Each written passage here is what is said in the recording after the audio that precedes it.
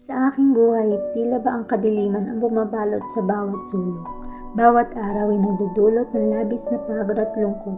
Pakiramdam ko'y tila ba ako'y nakakulong sa isang mundo ng kawalan at pagtalumbay.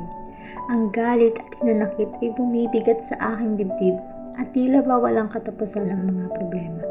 Sa tuwing magmumuni-muni, ang kaisipan ko'y puno ng takot. Ko alam kung paano haharapin ang kinabukasan at tila ba wala akong lakas ng loob na magpatuloy.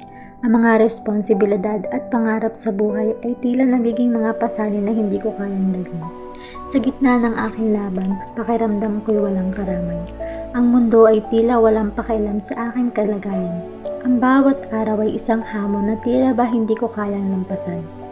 Ang bawat araw ay isang laban para sa aking kalusugan at katinoan ng isip. Ang takot sa hinaharap at ang lungkot sa kasalukuyan ay tila nagiging mga tanikala na humahadlang sa akin.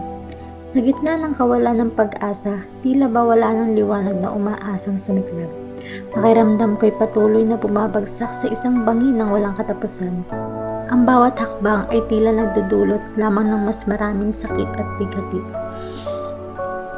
Ngunit sa kabila ng lahat ng ito, mayroon pa rin palang isang bahagi sa aking puso na umaasang magkaroon ng pagbabago. Alam kong mayroong isang bahagi na naniniwala na mayroong liwanag sa dulo ng kaharian ng kadiliman. Sa kabila ng aking mga pagsubok at paghihirap, umaasa na mayroong pag-asa sa bawat bagong umaga. Ang aking pamilya ang nagpatunay na sa kabila ng pagsubok, nariyan sila at handang lumayan ng isa't isa.